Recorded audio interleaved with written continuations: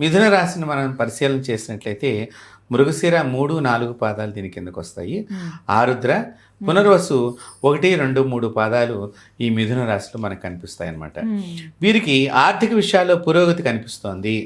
అలాగే ఉద్యోగ ప్రయత్నాలు కొంత ఫలిస్తాయి. వ్యాపార రంగంలో కూడా కొంత అనుకూలత వీరికి కనిపిస్తోంది. అంతేకాకుండా వాహన యోగం కూడా ఉన్నది. అంటే కొత్త వాహనాన్ని కొనుక్కోవడానికి అవకాశం ఉన్నది. అది 4 చక్రాలది కావచ్చు, 2 చక్రాలది కావచ్చు. కాబట్టి వాహన యోగం మనకి వీరికి కనిపిస్తోంది. అలాగే మంచి ఫలితాలు కూడా వీళ్ళకి ఈ మిథున రాశి వారికి చాలా మటుకు మంచి ఫలితాలు అందుకునేటువంటిది అవకాశం కనిపిస్తోంది. కన్సల్టెన్సీ, ఆడిటింగ్ రంగాల్లో వారికి పురోగతి బాగా కనిపిస్తోంది.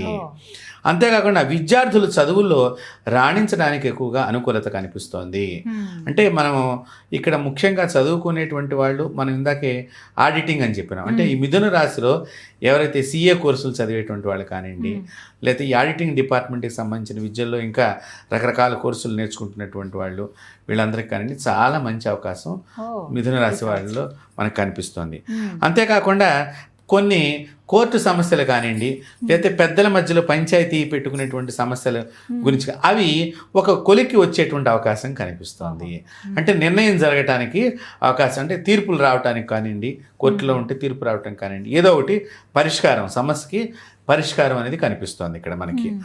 అంతేకాకుండా వీళ్ళకి ఈ జన్మరాశితో పాటు 2, 3 స్థానాల్లో గురువు యొక్క సంచారం మూలకంగా మనం ఆలోచన చేస్తే ఉద్యోగ వ్యాపారాల్లో పురోగతి, అలాగే ఫలితంగా వ్యాపారం విస్తరించేటువంటి అవకాశం కూడా కనిపిస్తోంది.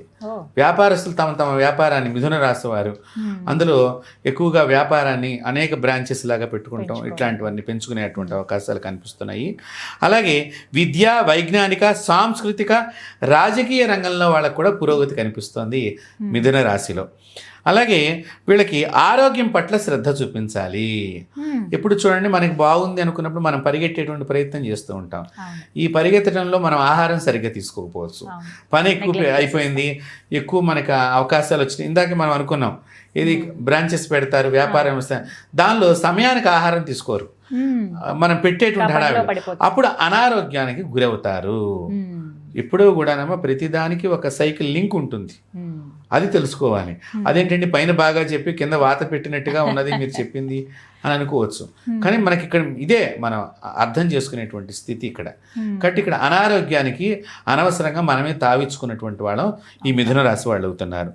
అంతేకాకుండా బదిలీలు, మార్పులు కూడా జరిగేటువంటి, అంటే ట్రాన్స్ఫర్స్ కూడా జరిగేటువంటి అవకాశము, ఒక చోట నుంచి ఇంకో చోటకి స్థానచలనము, ఇవన్నీ కూడా కనిపిస్తున్నాయి.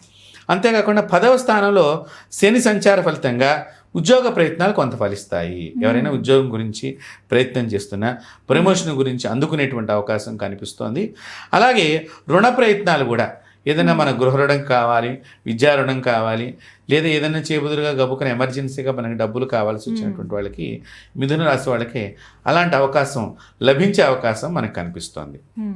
అంతేకాకుండా పెట్టుబడి విషయాలు, అంటే ఏదైనా వ్యాపారంలో పెడదాం డబ్బులు ఎక్కువగా, ఎవరో మన స్నేహితుడు బాగా వ్యాపారం చేస్తున్నాడు అని చెప్పేసి దానిలో మనం డబ్బులు పెడదాం అనుకునేటప్పుడు ఒక క్షణం ఆలోచన చేసి నిర్ణయం తీసుకోవాలి మిథున రాశి వారు.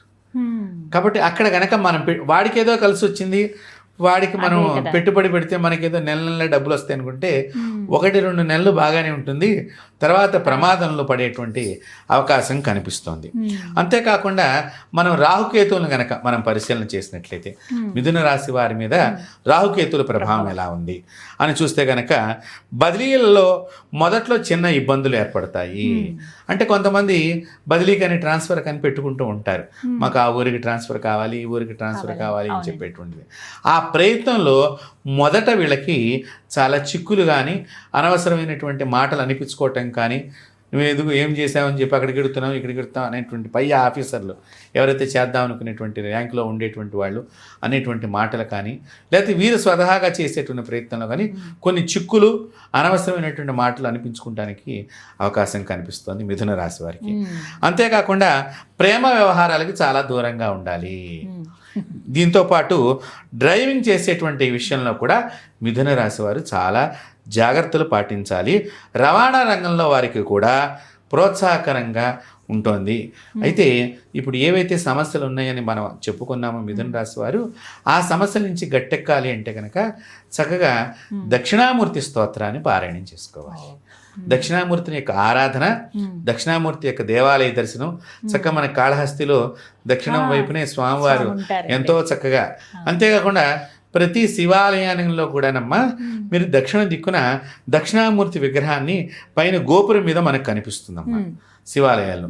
చక్కగా ఆ శివాలయం చుట్టూ గనక వీరు వెళ్ళి ఆ ప్రదక్షిణం చేసి 11 సార్లు ఆ దక్షిణామూర్తి దర్శనం చేసుకున్నా కూడా ఈ మిథున రాశి వారికి ఈ సమస్యలు కానివ్వండి, కొన్ని చిక్కులు కానివ్వండి, వారి అనుకున్న ఫలితం రానందుకు ఆ చిక్కుల నుంచి తప్పించుకుంటానికి కానివ్వండి చక్కగా దక్షిణామూర్తి స్తోత్ర పారాయణం చేయటం చాలా మంచిది.